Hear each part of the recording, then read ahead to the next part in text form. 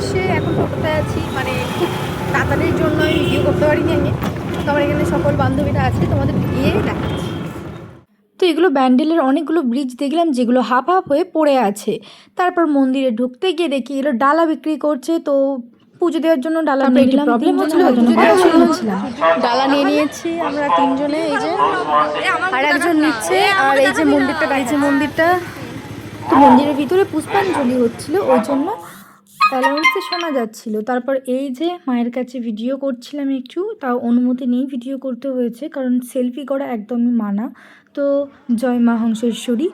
তো এই যে পুরো মন্দিরটা দেখো, বেশ সুন্দর দেখতে, মানে কি বলবো। আর একটা সবথেকে বড় অভিজ্ঞতা হচ্ছে, আমি যখন এই মন্দিরের উদ্দেশ্যে আসি, তো যখন আমাদের ট্রেন আমার স্টেশন থেকে, আমার বাড়ি যেখানে সেই স্টেশন থেকে কিছুটা, মানে একটা কি দুটো স্টেশন পরেই ছিল, মানে একটা স্টেশন পরেই ছিল।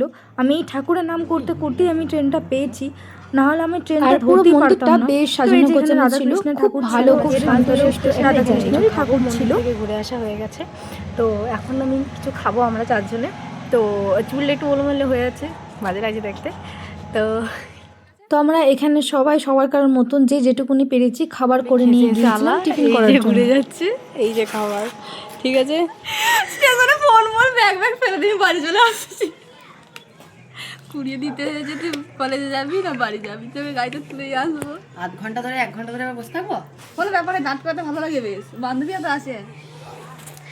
সো গাইস, তুই জানিস কালকে কি ঝগড়া হচ্ছিল? তো ওর ঝগড়ার কারণগুলো তোমাদের আমি শেয়ার করতে পারলাম না, কারণ ও একটু উল্টো পাল্টা কথা বলছিল। তো যাই হোক, স্টপ, একদম stop. So guys, the girlfriend বয়ফ্রেন্ডকে খাইয়ে দিচ্ছে, ওই থুতু দিচ্ছে, আবার থুতু দিচ্ছে। এরকম করছিস কেন? খা, কি করছে? খা, আমাকে হিসাবটা করতে দে। হিসাব করবি তুই, খা আগে। আমি খাবো না। আমি তো বললাম 930 টাকা পাবে।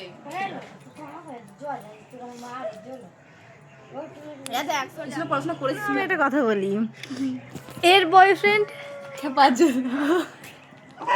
আমার বয়ফ্রেন্ড ডোন্ট মাইন্ড। হ্যাঁ, ও আমাকে খাইয়ে দিচ্ছে বান্ধবী, আমার বউ।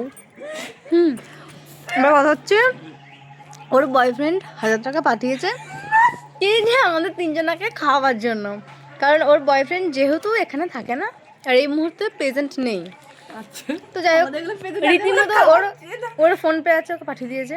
আমারও সব ভিখারি মাল, আমাদের কাছে নেই। ক্যাশই পড়ে আছে, 15 থেকে 20 টাকা পড়ে আছে ক্যাশ। খাও, খেয়ে কথা বলো।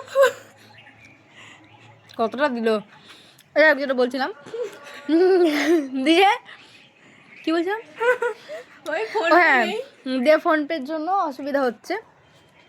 তো এবার কথা হচ্ছে, 1000 টাকা যেহেতু দিয়েছে, আমাদের উদ্দেশ্যে দিয়েছে, ফোন করেছে আমাদের উদ্দেশ্যে দিয়েছে, আমাদের তারা ও আবার রিটার্ন করছে। 100 টাকা খরচা করেছি, আর 800 টাকা, সরি 900 টাকা রিটার্ন। তো আমি এটার পুরোটা কথা আমি তোমাদের সাথে শেয়ার করতে পারিনি, কারণ তখন রাজীব ফোন করছিল। তো ওই যে উনি বয়ফ্রেন্ডের সাথে রাগ অভিমান করে ওই দূরে গিয়ে বসে আছে। তো ওকে একটু সাজেস্ট করছিলাম একটা অন্য কথা, যাই হোক সেটা আমি ভয়েস দিলাম না, কারণ যদি একটু অন্য কথা বলছিলাম তার জন্য।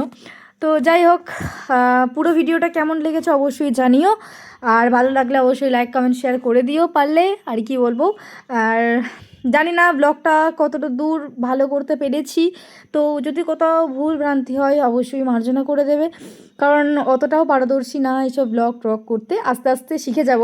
ঠিক আছে, আমি শুনছিলাম যে কি ঝগড়া করছে, বাট ছেলেটারা খুব আস্তে আস্তে কথা বলছিল, আমার কানেই যাচ্ছিল না, কারণ যেহেতু তোমার হেডফোন গুঁজেছিল। তো এই পর্যন্তই থাক।